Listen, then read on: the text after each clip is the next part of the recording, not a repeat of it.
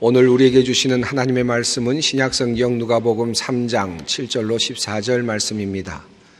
누가복음 3장 7절로 14절 말씀입니다. 이 계시의 말씀을 봉독할 때 다 함께 살아계신 하나님의 음성을 들을 수 있기를 바랍니다. 요한이 세례받으러 나오는 무리에게 이르되 독사의 자식들아 누가 너에게 일러 장차 올 진노를 피하라 하더냐. 그러므로 회개에 합당한 열매를 맺고 속으로 아브라함이 우리 조상이라 말하지 말라. 내가 너희에게 이르노니 하나님이 능히 이 돌들로도 아브라함의 자손이 되게 하시리라. 이미 도끼가 나무 뿌리에 놓였으니 좋은 열매 맺지 아니하는 나무마다 찍혀 불에 던져지리라. 무리가 물어 이르되 그러면 우리가 무엇을 하리이까? 대답하여 이르되 옷 2벌 있는 자는 옷 없는 자에게 나눠줄 것이요 먹을 것이 있는 자도 그렇게 할 것이니라 하고, 세리들도 세례를 받고자 하여 와서 이르되 선생이여 우리는 무엇을 하리이까 하매 이르되 부가된 것 외에는 거두지 말라 하고, 군인들도 물어 이르되 우리는 무엇을 하리이까 하매 이르되 사람에게서 강탈하지 말며 거짓으로 고발하지 말고 받는 급료를 족한 줄로 알라 하니라. 아멘. 회개가 무엇일까 하는 질문을 던져봅니다. 회개란 우리 세례 요한이 세상을 향하여서 첫 번째로 던졌던 일성이기도 했습니다. 회개하라. 천국이 가까이 왔느니라. 그리고 예수님께서도 자신의 공생애를 시작하시면서 또 역시 일성으로 하신 말씀이 회개하라라는 말씀이었습니다.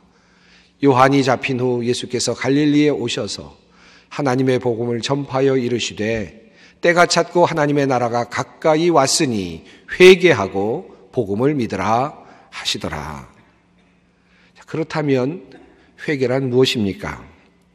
회개는 우리를 믿음의 길로 인도하는 첫 번째 단계입니다. 우리 믿는 사람들에게 가장 필요하고 그리고 유익한 것이 회개입니다. 그리고 동시에 가장 제대로 잘 알려지지 않고 오해를 받고 있는 것도 또한 역시 회개가 아닐까 하는 생각이 듭니다. 짐 베이커가 감옥에서 나와서 처음 TV에 등장하고 설교를 하던 그 첫날 그 영상을 주의 깊게 보았던 어느 분의 이야기를 들을 기회가 있었습니다. 그가 사람들에게 많은 영향을 미쳤기 때문에 그로 인해서 수많은 사람들이 실망을 하고 교회를 떠났기 때문에 믿음의 생활을 떠났기 때문에 그가 감옥에서 나와서 과연 사람들 앞에서 어떤 말을 할까 궁금해 하면서 그 영상을, 그 설교 영상을 보았던 사람입니다. 그도 매우 궁금했다고 합니다. 그도 짐 베이커를 매우 좋아했었기 때문에 나름대로 기대를 하면서 그가 어떤 말을 할까 주의 깊게 살펴보았다고 합니다. 그가 내가 잘못했다, I was wrong 이라고 하는 글까지, 책까지 썼기 때문에 그가 이제 감옥에서 나와서 무슨 말을 할까 그런 기대를 했다는 거죠. 그가 사실 원했던 말은 이것이었습니다. I am sorry 라고 하는 말이었습니다. 내가 미안합니다. 잘못했습니다. 미안합니다. 라는 말을 아마도 하지 않을까. 그러면 아마 내가 용서해 줄 수 있겠다. 아마 그런 마음을 가지고 그 방송을 보았던 것 같습니다. 그런데 제가 앞서 말씀드렸던 것처럼 그가 첫 번째로 방송에 나와서 했던 말은 아주 굵직한 목소리로, 단호한 목소리로 한 바로 이 말이었습니다. I repent 라는 말이었습니다. 내가 회개하였습니다. 물론 내가 잘못했다는 말이 축약된 말일 수도 있었을 것입니다. 그러나 그 자리에서 그 말을 들었던 그 사람은 그 순간 심한 실망과 배신감을 느꼈다고 말합니다. 마치 짐 베이커는 이렇게 말하는 듯 하였답니다. 그의 억양이, 그의 태도가 그러했다는 것입니다. 내가 회개했습니다. 내가 회개했는데 당신들이 무슨 상관입니까? 내가 하나님과 직접 회개하고 계산했는데 너희들이 무슨 말을 할 수 있겠는가? 라고 하는 마치 그런 호령과 같이 느껴졌다는 말입니다. 물론 그는 그렇게 항변할 수도 있었을 것입니다. 이미 모든 잘못을 법정에서 가려졌고 그리고 45년형을 받았고 그리고 감형이 되었고 그리고 가석방이 되었습니다. 모든 법적인 절차가 순조롭게 끝났습니다. 자기 자신은 감옥에서 수년을 보냈습니다. 나름대로 보상을 한 것입니다. 내가 세상에서 받을 벌을 다 받았으니 이제는 내가 끝난 것 아닌가? 얼마든지 그렇게 말할 수 있겠죠. 그리고 하나님과의 문제도 마찬가지입니다. 내가 하나님께 간절히 그 감옥에서 기도하였고 회개하였고 하나님께서 나를 받아주셨다는 사실을 내가 알았으니 하나님께서 나를 용서해 주셨으니 이제 나는 과거의 모든 죄로부터 자유로워졌다. 그러니 무슨 상관이 있겠는가? 나는 이제 자유롭다. 그는 그렇게 말하는 것입니다. 그리고 나는 또 내가 감옥에 있는 동안 스스로 나의 행동을 깊이 반성하였다. 내가 틀렸었다. 내가 잘못하였었다. 나도 안다. I was wrong. 내가 잘못했었다. 나는 스스로 나의 행동에 대해서 얼마든지 많은 시간 깊은 반성을 하였다. 그러니 그것도 끝난 것 아닌가? 언뜻 보면 그가 한 말 I repent라고 하는 이 말이 모든 것을 포함하는 듯 합니다. 하지만 한 가지, 그날 그 자리에서 그의 첫 번째 등장에서 사람들이 듣고 싶었던 말은 내가 스스로 감옥에서 반성하였다라는 말이 아니고 내가 법적으로 모든 형을 다 채우고 나왔다는 결과 보고서도 아니고 내가 하나님께 회개하였고 용서받았다고 하는 신앙의 고백도 아니었습니다. 나 때문에 상처를 받고 힘들어하는 사람들을 향한 한마디 말, 미안합니다. 잘못했습니다. 상처를 주어 미안합니다라는 바로 그 말이었습니다. 여러분에게 미안합니다. 나를 믿어 주었고 나와 함께 해 주었던 여러분에게 실망시켜드려 죄송합니다 라고 하는 바로 그 말이었습니다. 과연 회개란 무엇입니까? 우리 믿는 사람들은 회개라는 것이 있어서 참 좋습니다. 죄를 짓고 회개를 하면 되니까요. 회개 기도하면 되는 것 아닙니까? 그것이 회개입니까? 회개란 매일같이 교회에 나와서 눈물을 흘리며 회개의 그 기도를 드리는 것이 회개입니까? 매일 주일마다 나와서 주일에 함께 드리는 참회의 기도에 함께 하며 그 기도에 아멘으로 응답하는 것이 회개의 기도의 자리에 들어가는 것입니까? 무엇이 과연 회개입니까? 지난 6월 포도원지기의 무화과 나무라고 하는 제목으로 여러분과 하나님의 말씀을 나눈 일이 있습니다. 아마 기억이 나실 것입니다. 기억이 안 나셔도 좋습니다. 기억이 안 나시면 더 좋습니다. 누가복음 13장의 내용이었죠. 사람들이 예수님께 와서 빌라도가 갈릴리 사람들을 죽이고 그 사람들의 피를 제단에 뿌렸다라는 말을 전합니다. 그때 예수님께서 이렇게 응답하십니다. 너희는 이 갈릴리 사람들이 이같이 해 받음으로 다른 모든 갈릴리 사람들보다 죄가 더 있는 줄 아느냐? 너희에게 이르노니 아니라. 너희도 만일 회개하지 아니하면 다 이와 같이 망하리라 라고 말씀하십니다. 그리고 이어서 주님께서 또 말씀하셨습니다. 실로암 망대가 무너져서 죽은 18사람이 예루살렘에 살고 있는 지금 그 사람들보다 죄가 더 많아서 죽었는 줄 아느냐? 그렇지 않다. 너희도 만일 회개하지 아니하면 이와 같이 망할 것이다 라고 이렇게 말씀하셨습니다. 그리고 나서 주님께서 이어지는 비유의 말씀을 하셨는데 그 비유의 말씀이 바로 포도원에 심겨진 무화과 나무 이야기였습니다. 3년 동안 무화과 나무에서 열매를 구하지 못하였던 포도원 주인은 이 나무를 찍어버리라고 포도원지기에게 명령했죠. 그러나 포도원지기는 이 주인에게 이렇게 말했습니다. 제가 두루 파고 거름을 주겠습니다. 만일 이후에 열매가 열면 좋겠거니와 그렇지 않으면 그때 가서 찍어버리십시오 라고 그렇게 이야기를 합니다. 아마 이제 조금 기억이 나시는 것 같습니다. 그런데 제가 그 설교를 하면서 한 가지 사실을 함께 다루지 않았습니다. 그것은 바로 열매와 관련된 것이었습니다.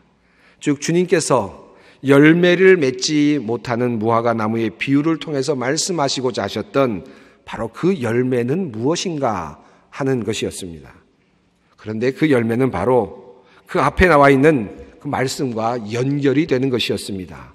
너희도 회개하지 아니하면 이와 같이 되리라 라는 말씀을 하신 다음에 주님께서 열매를 맺지 못하는 무화과나무의 비유를 하신 것입니다. 이 무화과나무라고 하는 것은 이스라엘을 상징하죠. 이스라엘 백성들을 상징합니다. 이스라엘 백성들이 회개하지 아니하고 지금도 주님 앞에 나오지 아니하고 있는 모습을 보면서 너희가 회개하지 아니하면 이와 같이 되리라 라고 말씀을 하셨던 것입니다. 그것이 바로 무화과나무의 비유였습니다. 다시 말하면 주님께서 원하시는 열매는 회개의 열매이셨습니다.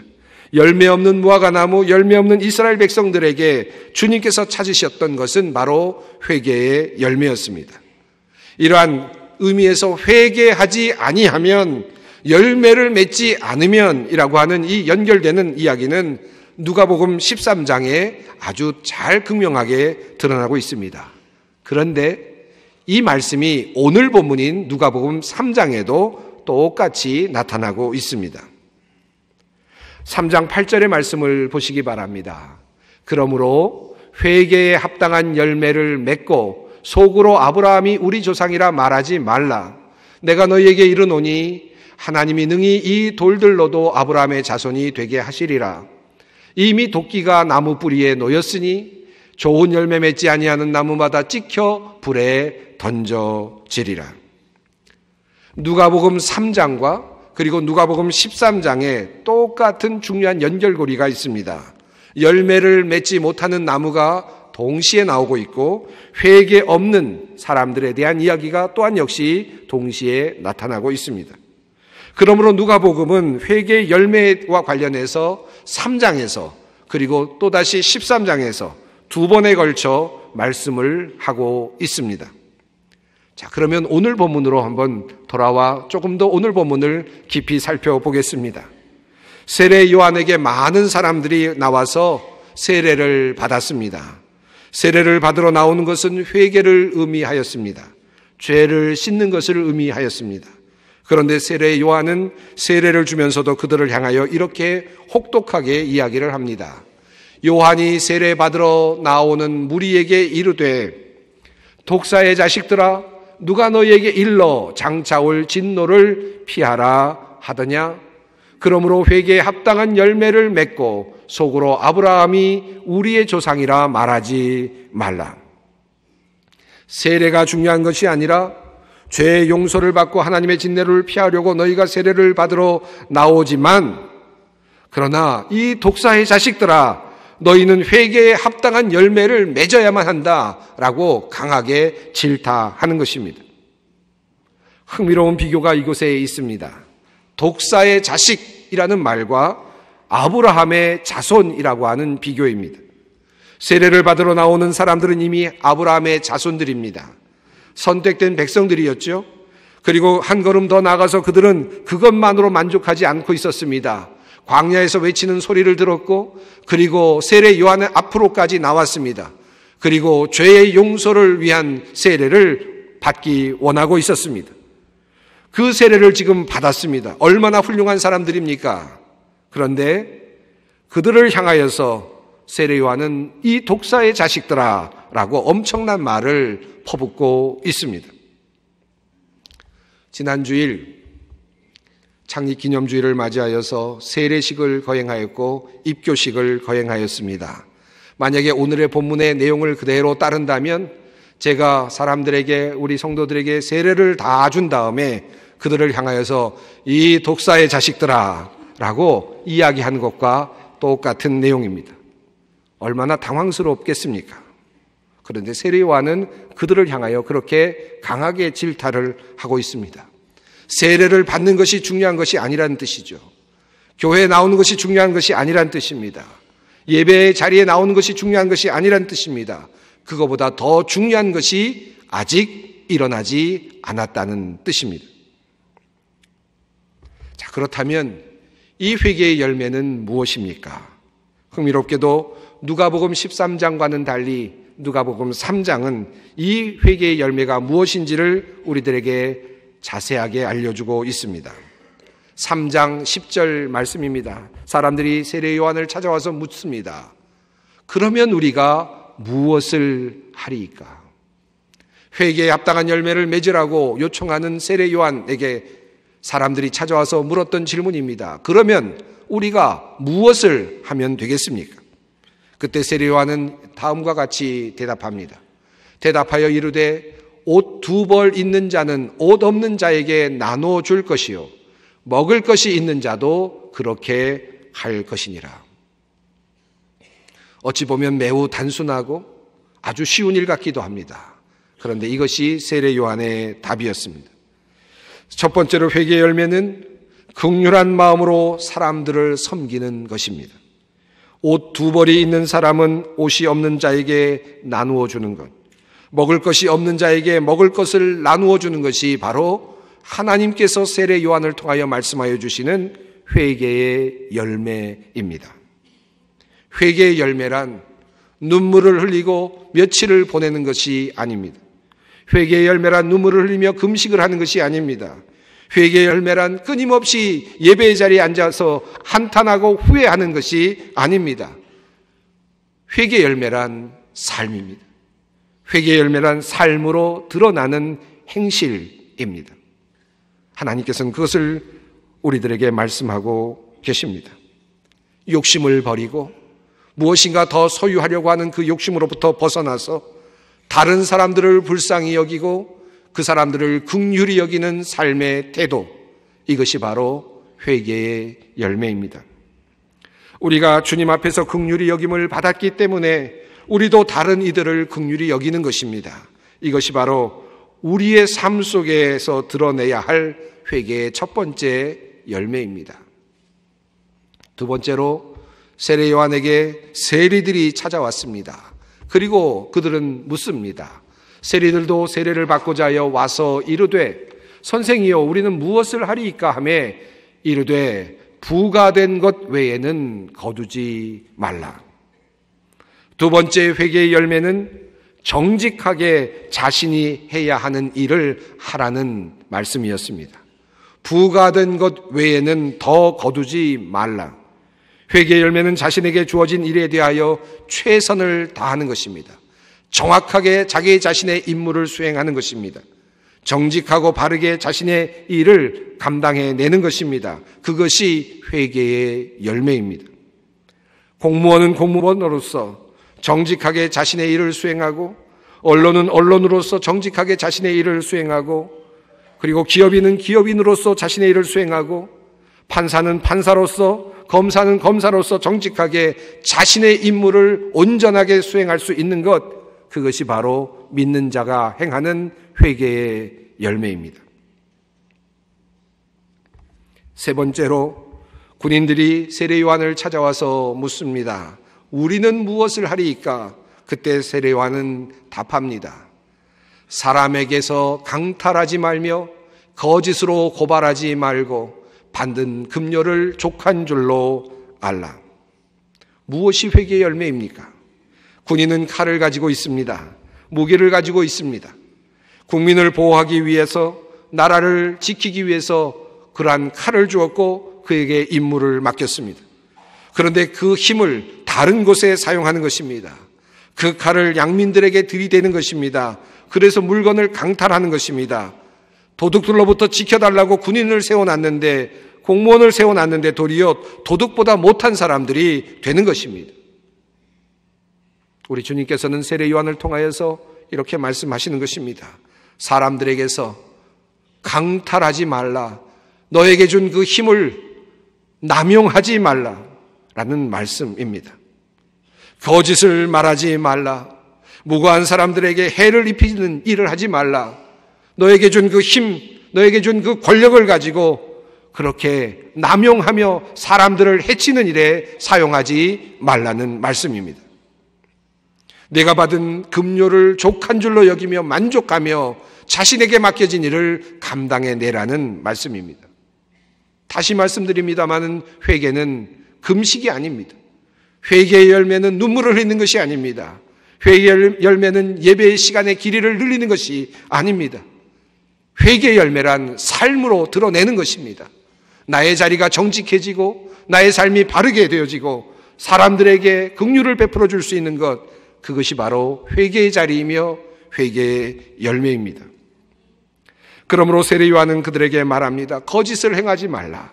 자신의 힘을 남용하지 말라. 자신이 받는 것으로 만족하며 살라. 이것이 바로 회개의 열매입니다.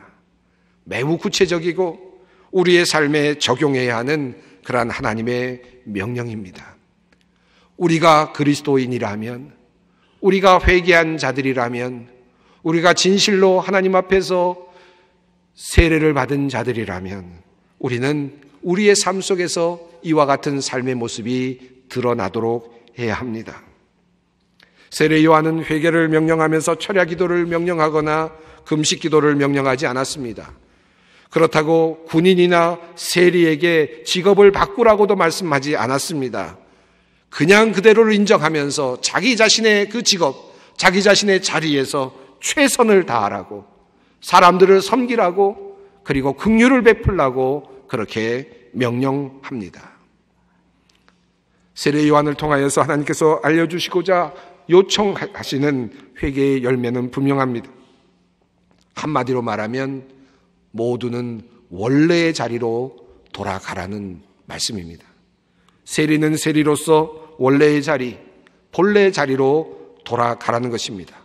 부과된 것 이외에 더 받지 말라는 것입니다. 군인은 군인으로서 본래의 자리로 돌아가라는 것입니다. 다른 사람들을 해하지 말라는 것입니다. 다른 사람들로부터 강탈하지 말라는 것입니다. 지키는 임무를 제대로 감당하라는 것입니다.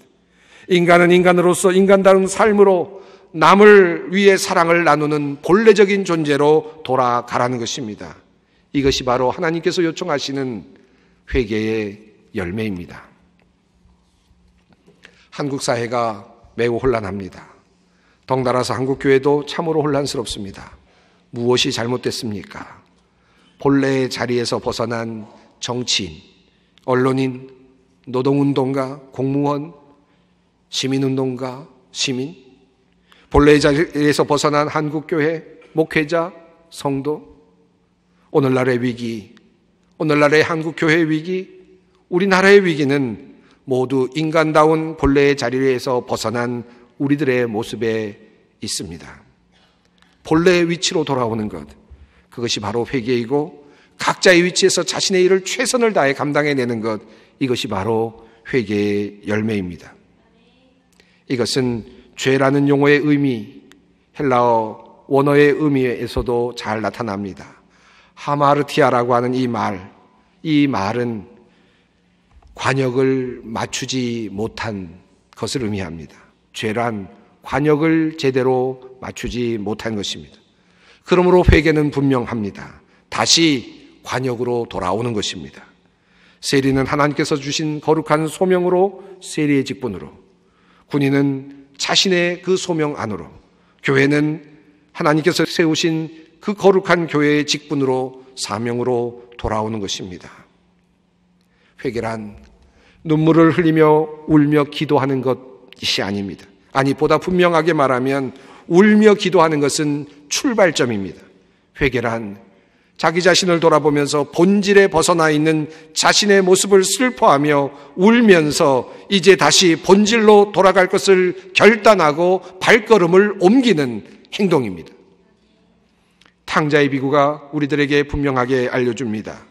탕자는 어떤 곳에서 후회만 하고 있지 않았습니다. 후회는 회개의 열매가 아닙니다. 본향을 향하고 아버지로 돌아갈 결심을 하고 아버지에게로 돌아오는 것입니다. 발걸음을 옮기는 것입니다. 그것이 바로 회개입니다. 그러므로 하나님께서 여러분에게 말씀하십니다. 그러므로 어디서 떨어졌는지를 생각하고 회개하여 처음 행위를 가지라. 만일 그리하지 아니하고 회개하지 아니하면 내가 내게 가서 내 촛대를 그 자리에서 옮기리라. 주님의 말씀입니다.